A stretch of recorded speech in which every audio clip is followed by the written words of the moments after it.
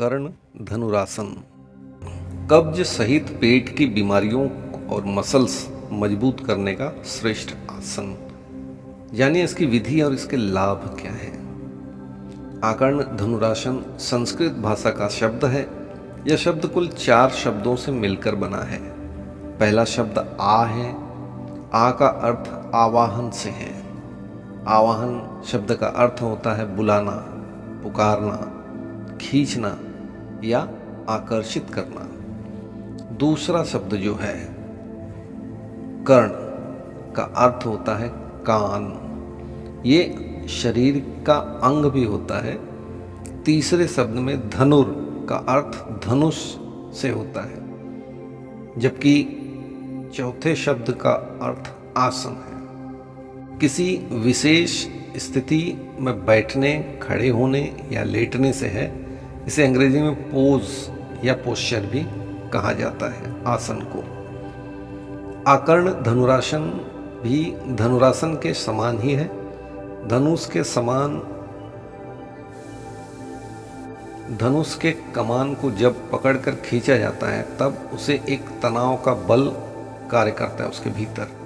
इस आसन में शरीर की मुद्रा को तो खींचे हुए धनुष की आकृति में ही लाया जाता है, साथ ही मांसपेशियों के तनाव का बल भी उसी प्रकार कार्य करता है जिस प्रकार कमान खींचे हुए धनुष में तनाव का बल कार्य करता है। वस्तुतः आकर्ण धनुरासन का मतलब है धनुष की प्रत्यंचा, उसकी जो डोर होती है, की तरह पांव को कान तक खींचना। जब कोई धनुष बाण चलाता है तो उस अवस्था में बाण जो तीर होती है उसके पीछे के हिस्से को कान तक खींचकर लाया जाता है। इस प्रत्यंचा को चढ़ाकर रखने की स्थिति को ही आकर्ण धनुरासन कहा जाता है।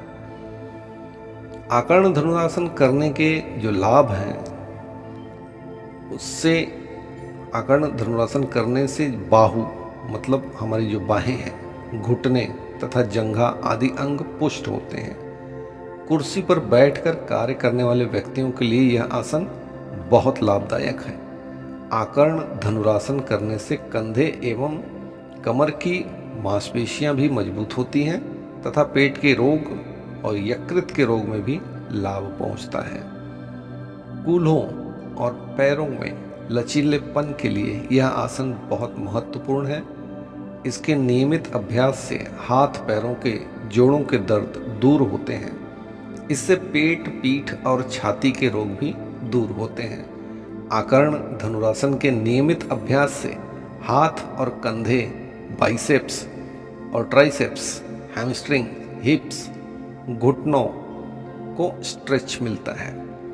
आकर्ण धनुरासन के नियमित अभ्यास से शरीर को बहुत सारे महत्वपूर्ण फायदे मिलते हैं, जैसे टांगों की मांसपेशियों को बेहतरीन स्ट्रेच देकर मजबूत बनाना, शरीर की कोर मसल्स को टोन करने में बहुत सहायता मिलती है। इससे पूरे शरीर में रक्त संचार बढ़ाने में मदद करता है, पाचन संबंधी समस्याओं को दूर करता है, पुरानी कब्ज को भी ठीक करने में मदद करता है, बड़ी आंत और पेट के निचले हिस्से में होने वाले दर्द को दूर करता है, फेफड़ों के भीतर जो फैलाव होता है उसको फैलाता है, कैपेसिटी लंग्स की स्ट्रेंथ और स्टेमिना बढ़ाता है, जिससे सांस लेने की क्षमता का विकास होता है। शरीर में कई अंगों में लचीलापन बढ़ाता है। इन अंगों में जो जांघें हैं, ग्रोइन है, चेस्ट है, कंधे, रीढ़ की हड्डी, पेट के मसल्स, गर्दन आदि शामिल हैं। आकर्ण धनुरासन करने की विधि क्या है? सबसे पहले किसी स्वच्छ, समतल, शांत और सुरक्षित स्थान पर उचित आसन बिछाकर दंडासन में बैठ जाएं। अपने हाथों को कमर से सटाते हुए हथेलियों को भूमि पर रखें। कमर, कंधा और सिर सीधा रखें, सामने देखें। गहरी श्वास लें। फिर अब श्वास छोड़ते हुए अपने दोनों हाथों से दोनों पाँव के अंगूठों को पकड़ें, अर्थात बाएं हाथ से बाएं पाँव के अंगूठे को और दाहिने हाथ से दाहिने अंगूठे को पकड़ेंगे। इसे विपरीत भी पकड़ सकते हैं, क्रॉस में। फिर श्वास को खींचते हुए अपने दाएं पाँव के दाएं अंगूठे को दाएं हाथ से पकड़ बाएं कान से लगाना है। बायां पांव सीधा रखते हुए बाएं हाथ से उसका अंगूठा पकड़े रहना चाहिए। सांस को अंदर खींचकर इस अवस्था में सरलता से जितनी देर रह सकते हैं रहें।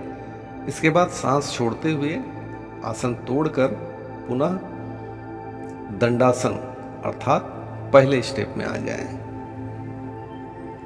इस क्रिया को यूं भी दोहरा सकते हैं कि बाएं पांव के अंगूठे को दाएं हाथ से पकड़कर दाएं कान से लगाना चाहिए तथा बाएं हाथ से दाएं पांव का अंगूठा पकड़ना चाहिए। इस प्रकार परिवर्तन करते हुए इस आसन को कम से कम 4 से 5 बार करना चाहिए।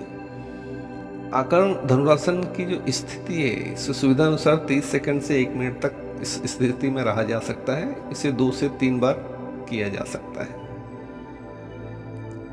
और इस आसन को करते समय जो सावधानियां हैं उसके बारे में थोड़ा सा विचार कर लें। प्रातः काल के समय पूर्व दिशा की ओर मुंह करके एवं शाम के समय पश्चिम दिशा की ओर मुंह करके इस आसन को करना चाहिए।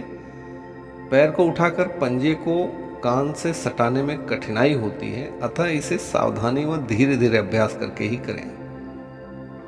आकर्ण धनुरासन को करने में जोर जबरदस्ती बिल्कुल ना करें। जितना सरलता से हो सके उतनी सरलता से करें। यदि पैर, कूल्हे और पेट में किसी भी किस्म की गंभीर बीमारी या रोग हैं तो इस आसन को करने से बचें। आज के लिए आकर्ण धनुरासन के बारे में इतना ही। मिलते हैं अगले सेशन में अगले आसन के साथ, सेहत भरी बातों के साथ। सर्वे भवन्तु सुखिनः, सर्वे सन्तु निरामया। आप सभी को नमस्कार।